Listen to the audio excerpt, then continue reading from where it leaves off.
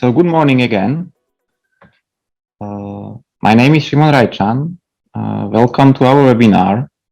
And today we're going to talk about data landscape mapping.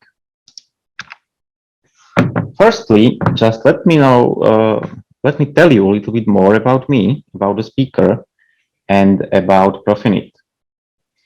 I work as a senior data management professional for more than 11 years.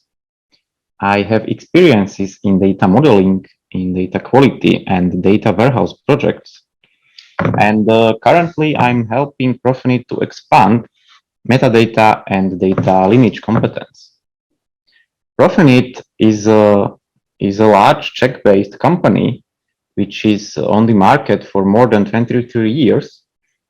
We have got projects from more than 10 European countries. Profinit has more than 500 professionals, and we are mainly focusing on finance and telco customers. About today's agenda. Firstly, I will talk about our vision of data landscape mapping, and I'll explain you how we moved or evolved from this vision to something more advanced, to a solution we call impact. I'll talk about major use cases we can support. We can split those use cases into data governance related use cases or cost reduction use cases. After that, I will explain what is impact and how we solve these use cases, how we build the solution to support them. Then I will talk about our approach, maybe about what we do differently. And I'd like to emphasize that we are trying to achieve a maximum possible automatization in the whole process of building such solution. And at the end, I will provide you with some of our experiences with major banks. But firstly, why do we have this vision? Why are we talking about data landscape mapping? In recent years, we observed a very similar type of problems in our customers. For example, it is difficult to track data flows, especially when we talk about sensitive data. We can see that there are increasingly more expensive impact analysis, or we can feel a need for better and more understandable data governance, or we see that, in our opinion, there are insufficient tools for enterprise architecture. And that's why we came with the vision of data landscape mapping. Maybe some of you have seen presentations or other webinars, mainly presented by my colleague Petr Hayek, about data landscape mapping, which basically creates something like a digital map of your company. So the basic layer is basically a detailed data lineage, so data flows on very detailed level, and data landscape mapping creates more layers, like logical layer, conceptual layer, enterprise layer, or other layers of these data lineage or data flows, which allows you to zoom in to more detail or zoom out to more aggregated level, which is very similar to, for example, Google Maps. When you drive somewhere, you can zoom in to more detail, or you can zoom out if you want to see a whole way.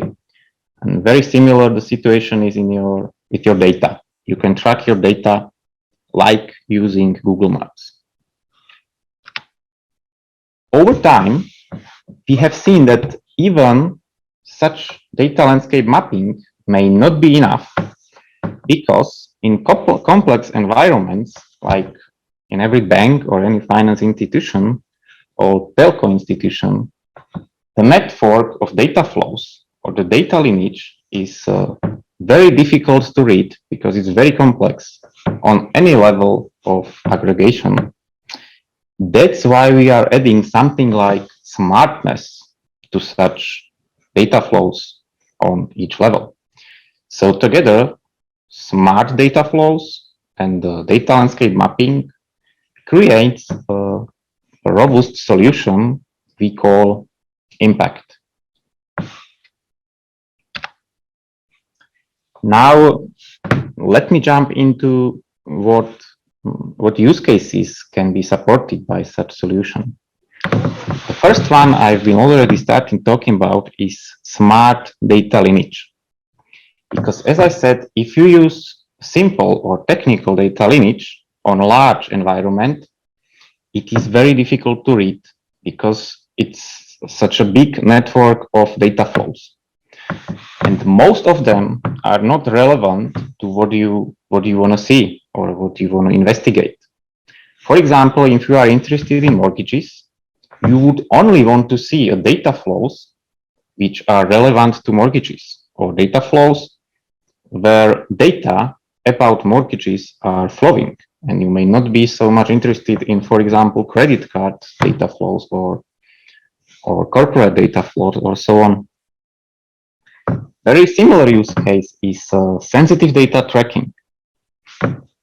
Our solution can visualize all sensitive data in your entire company. It can visualize the data flows of sensitive data from end to end. Another nice use case would be such solution can give you more insight, more overview or governance over entire IT, which makes the whole IT more transparent to business. Last major use case I'm gonna show you, or last data governance use case I'm gonna show you is if you have a solution like that, I mean smartness, smart data lineage together with data landscape mapping, the solution itself creates data architecture.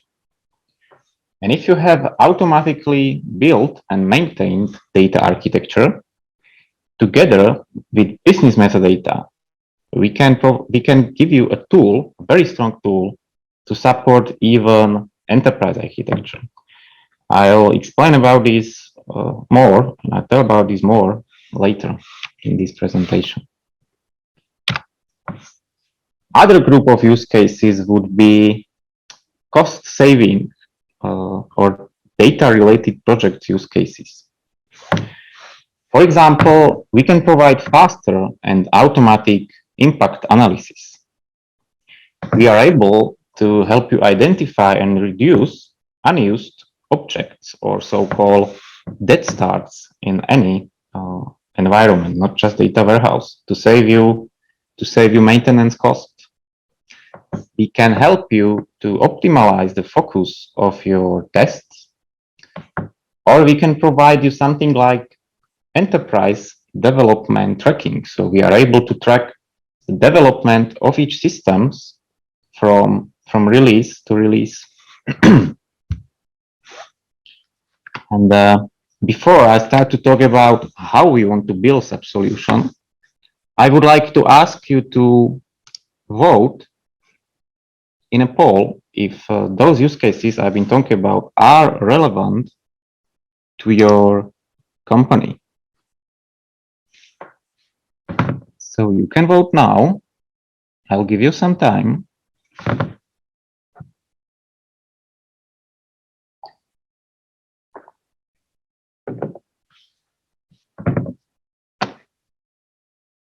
Yeah, so it's all yes. Thank you. I didn't expect 100% of yes, but that's great. So I'll share the result, and let's move to how we build such solution, how we can support those use cases. Simply saying, we believe that the answer is hidden in your metadata. And that's why we are using advanced techniques like artificial intelligence, metadata augmentation, and data landscape mapping to build a metadata warehouse. core of such warehouse is predefined and it's using data vault methodology. And that's why it can easily and fastly adapt and map any metadata source to the sources which are already present. Today, I'm going to talk about 5 major metadata sources. And the most important one, or let's say the source which is a must, is data lineage metadata. So firstly, we really need a technical or simple data lineage metadata, which we have to load to the solution and which we will later augment and map to other metadata sources. Such sources can also be business metadata, business rules, data science created metadata, or technical metadata.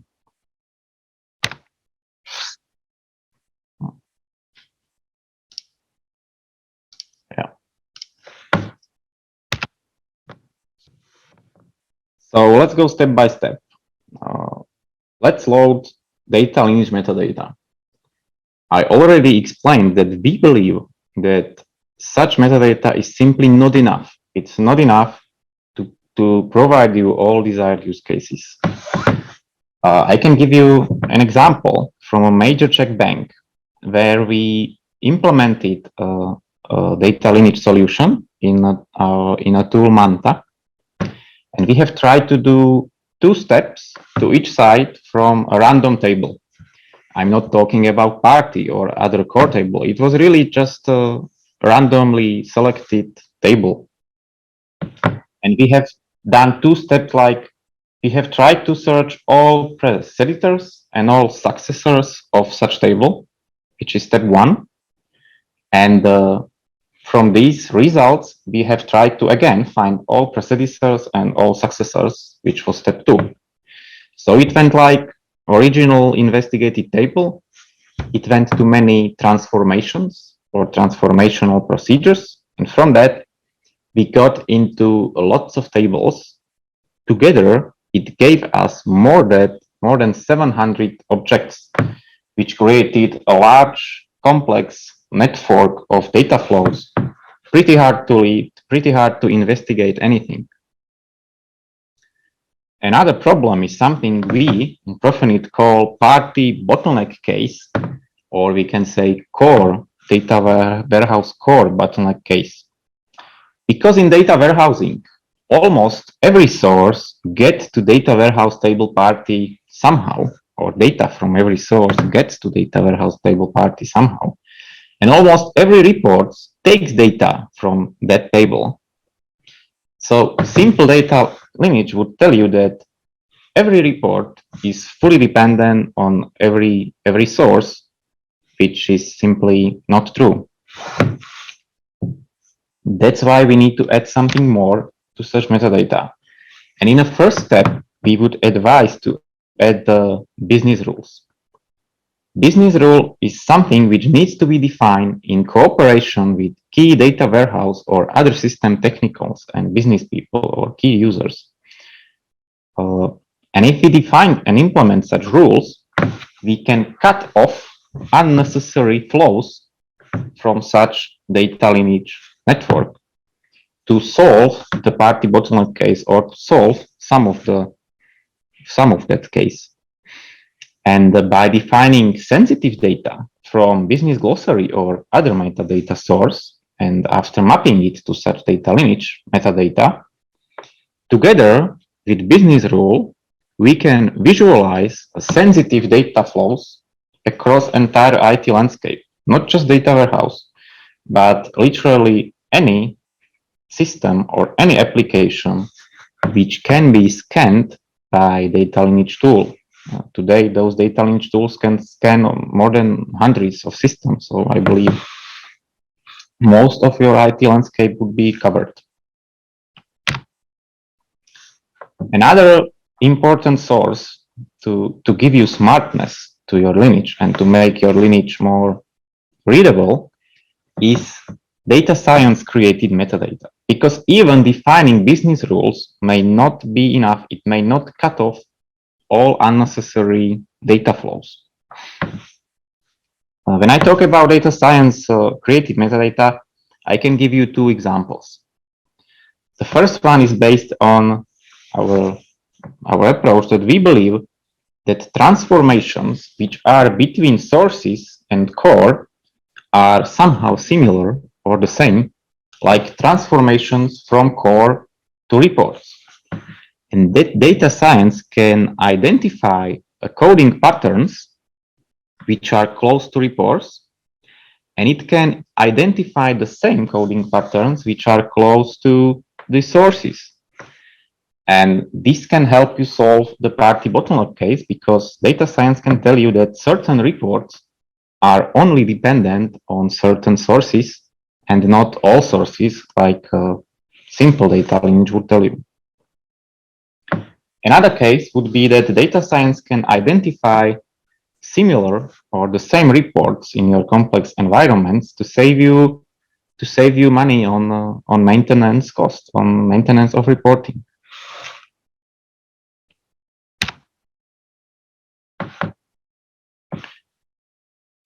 Another metadata source would be business metadata, which can be in business glossary or data dictionary or similar applications. But before loading them to the impact solution, to such solution, we would advise you to define something like hierarchy to the whole lineage, or to define data landscape mapping. So we would define levels, like a very detailed level, because usually the data lineage is defined on column level. So the flows comes from one column to another. On top of that, there is a logical level saying that the data are flowing from table to table, or from table to transformation and to table, and so on. On top of that, there is conceptual layer, which in database language would be the user schema or user, or something similar in reporting or source system technologies. On top of that, there is enterprise level, where, for example, data warehouse would be just one object. On these enterprise level, data flows would be like, it flows from CRM to data warehouse, it flows from transactional system to data warehouse, and the data are flowing from warehouse to reporting or other systems. And of course, on top of this very high enterprise level, there is just one object, which would be your company, the company which owns all the applications or all the systems which are creating such environment. And if you have this hierarchy, if you have this functionality, this would allow you to do the zoom in and zoom out I've been talking about at the beginning.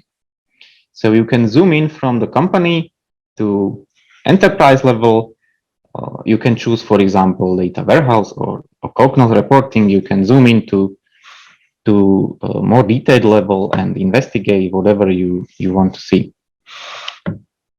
And if we have such hierarchy, and if we all the previous metadata sources, we can map business metadata, so-called business glossary, to the whole data lineage. And this would allow us to do something like example, which is provided on this slide. You can pick a business term, let's say a mortgage, and you start with a company level. So your company has mortgages, so you choose a filter mortgages. You can zoom in to enterprise level to see that mortgages are used in mortgage CRM. They are also used in transactional system, in data warehouse, and in reporting system. You can pick data warehouse and you can zoom in to see that the data warehouse mortgages are used in your warehouse in mortgage stage, in core, of course, in mortgage related data marts and risk data marts. Then you can zoom into logical level to see exact mortgage related data flows. And you can also zoom out and you can investigate other system, operational system or reporting system in the same way.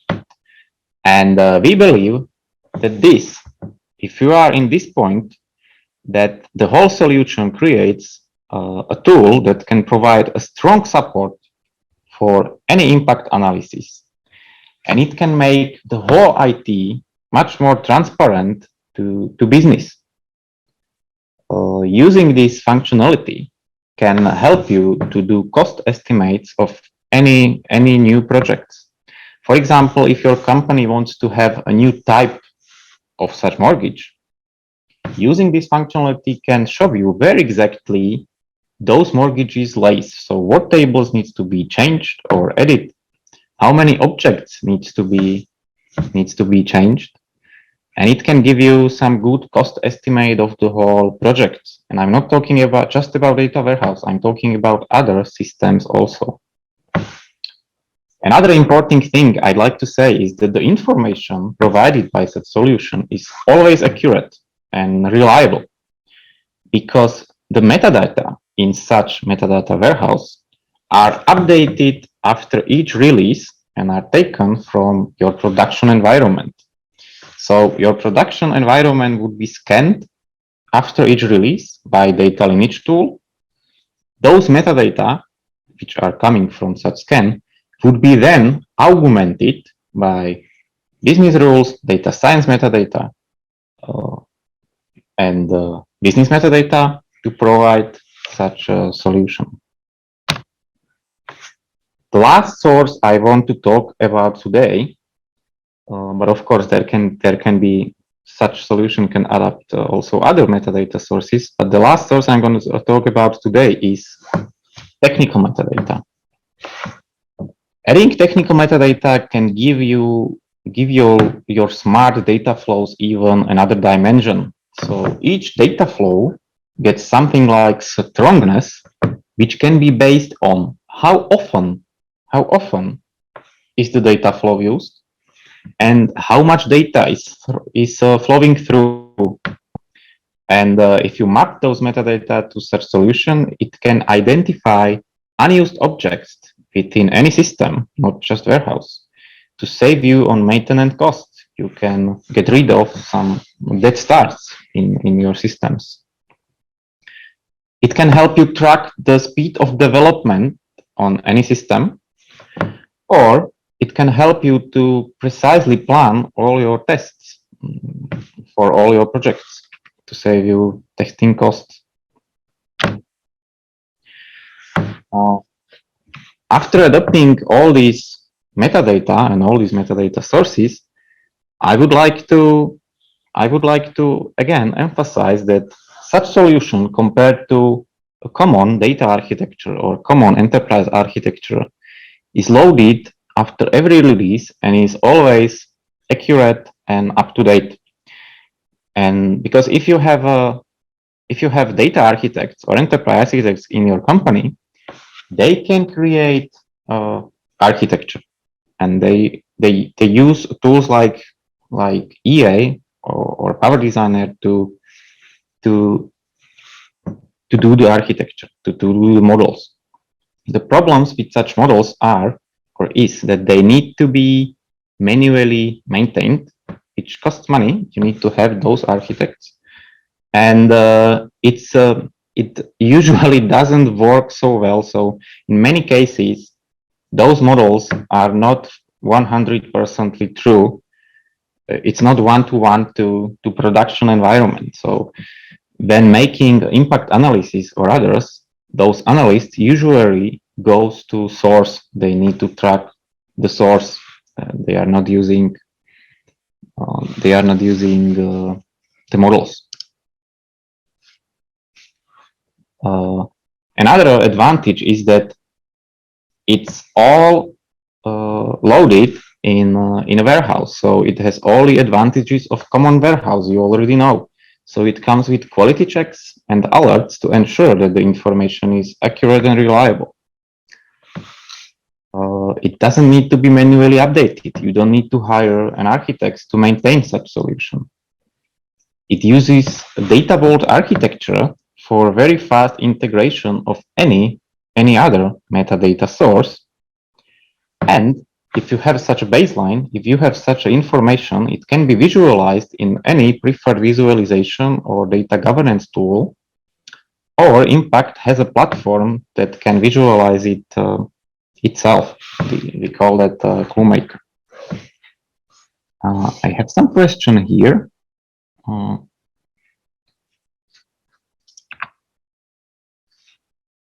I'll answer it in 1 minute. Before this slide, I'd like to compare such approach to, let's say, more simple solution that just integrate one metadata source to another. As I already said, for such use cases, data lineage is a must. So what makes sense is, for example, integrating one metadata source to data lineage tool. For example, business glossary metadata to data lineage. Such solution can, of course, bring some business value, and we believe that it can also partially solve some of the use cases. But to make most of your metadata and get a long-term sustainable solution, we believe that multi-layer architecture is needed. And the situation is similar to the one when data warehouses were built. And the reason why we have data warehouses today is that reporting on top of operational system was not sufficient. And the complexity of IT in large companies has reached a level where metadata should be treated the same way as real data. Yeah, and now I'd like to ask you another question, which would be, if your company is already building or planning to build a metadata warehouse, or if you work as a consultant, you may answer if company which you are on a project has such plans. And while you are voting, what are the mapping rules?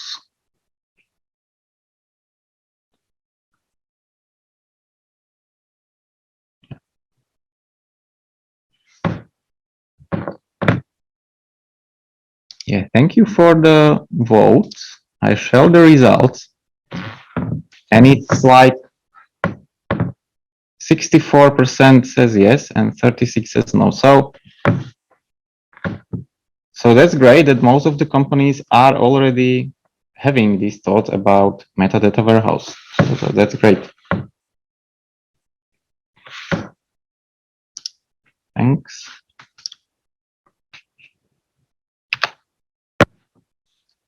And lastly, I want to talk about our experiences from major Czech banks. In the first one, we have done a proof of concept where we have proved that all described use cases in this presentation can be achieved in banking environment. We have got a detailed understanding of the lineage metadata, and we are able to apply best practices when working with it or managing it. And we have also proved that our predefined metadata warehouse using data vault methodology is perfectly suitable for such solution. In a second bank, we had several presentations and workshops, after which we have found out that the bank is already building a similar metadata-based solution to support some of our use cases. And I'd like to tell you that both of the banks shown interest in our visualization tool, ClueMaker, which can visualize all the data flows quite in a good manner.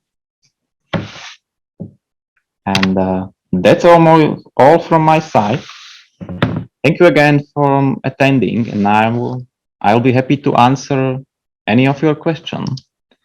So I've got the first one here. What are the mapping rules? Are they just based on the name of a field or some other rules too? If the field names are different in two tables, but the content is the same, will they be captured as the same data point? I'll try to answer. The mapping will definitely not be just based on naming conventions, but the answer cannot be so simple. When mapping those metadata together, we are using something like data profiling tool, which can tell us that this data in such field is, for example, company name, or birth number, or address, or any other data. So we know that it's the same data like in other column, which can have different name. And the business rules, mapping, for example, mapping business rules.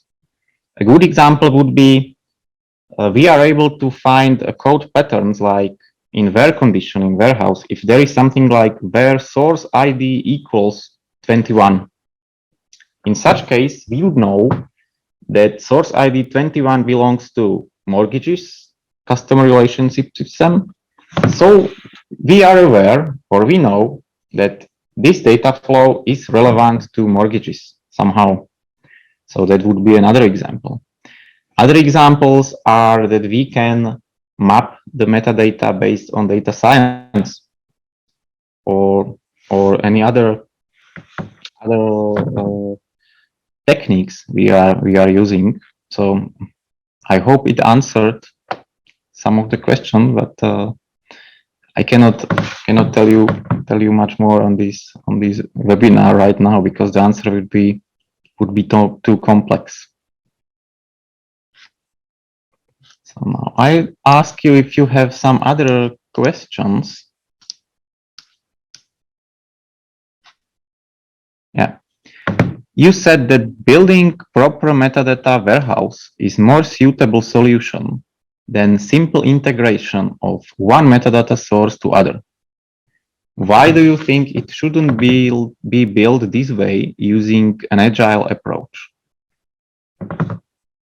Okay, so the answer would be, actually, we believe that such solution or impact solution should be built using agile approach because we would add metadata sources agile one after another to provide more and more use cases and more business value. But if I compare it to a simple solution where you wouldn't use a proper metadata warehouse, but you would just try to integrate one metadata source to another. So again, if I use an example of mapping business glossary metadata to data lineage tool, most of data lineage tools today has functionalities which can provide you, for example, defining some business rules to map another metadata source. And you can literally click some of the business rules, and you can write some code to do such business rules. And it's similar to the first question. We believe that transformations which are mapping the metadata together has to be it has to be very complex and very difficult to maintain. I don't think you can just click all the necessary business rules and the transformations and data science transformation to map one metadata source to another. And another reason why using such metadata warehouse would be, we think, or we are persuaded that metadata will be used in 5 or 10 or more years in your company. And if you only store them in a data lineage tool, which is not prepared for being such a metadata warehouse, over time, it would become very hard to maintain and very expensive to maintain. And the business value wouldn't be so high as if you start to merge those metadata sources to the proper metadata warehouse from the beginning. So that would be the answer. So thank you, Jakub. We have one more question from Pihinta. Could you share some of the technical details of the solution? Is it in the cloud or on-prem? What type of database server do you use? Relational or NoSQL? What are the integration patterns of your product? Which option do we have to work with the metadata? Some visualization tools, query, or even NoSQL access like via Python? That's a very good question. Thank you for that.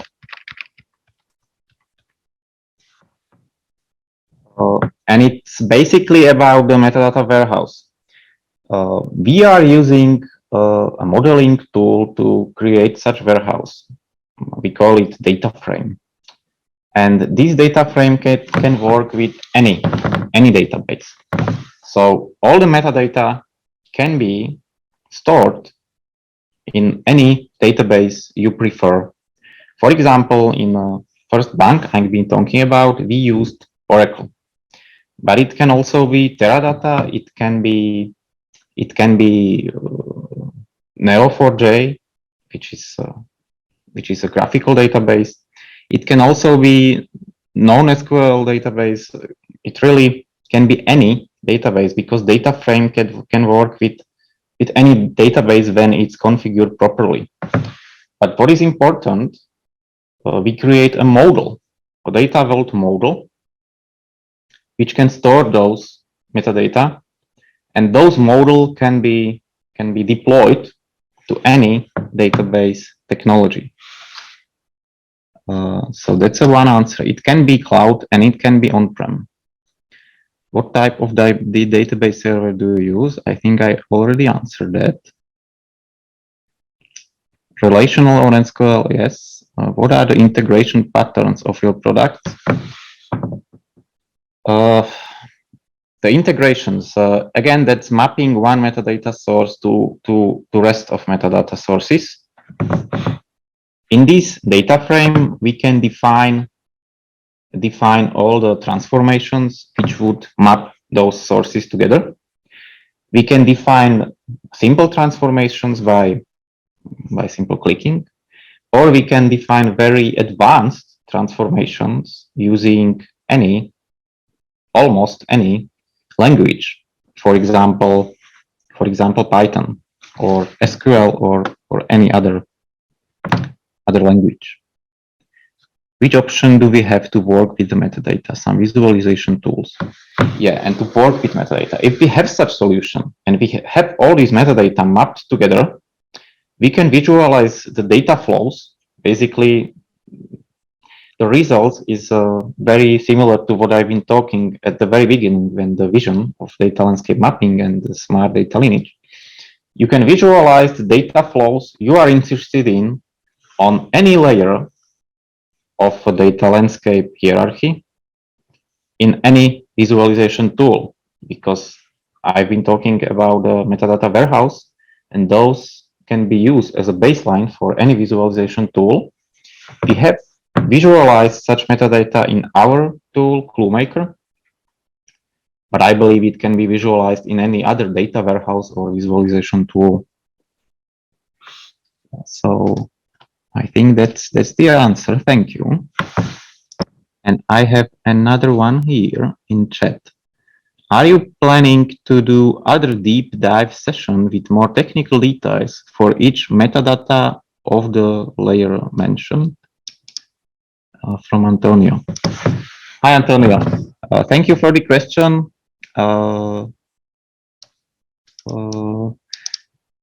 Yes, actually, we are definitely planning to do more sessions about this, but currently I'm not able to tell you when and what exactly about.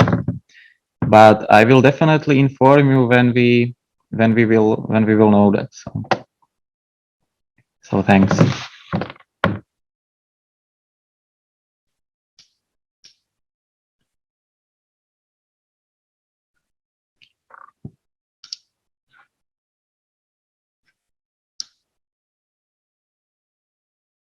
Not sure if there are some other questions.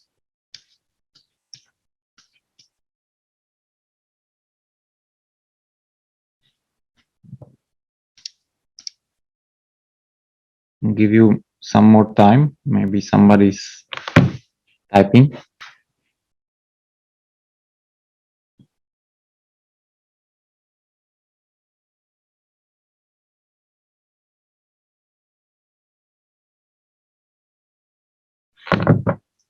If no, then I would like to thank you again for attending a webinar. And yeah, my colleague Hannah is just typing me that you can write all the questions or other sessions you would like to hear if you want to hear more about it in a questionnaire you will get after this webinar. So thank you again. Have a nice day and goodbye.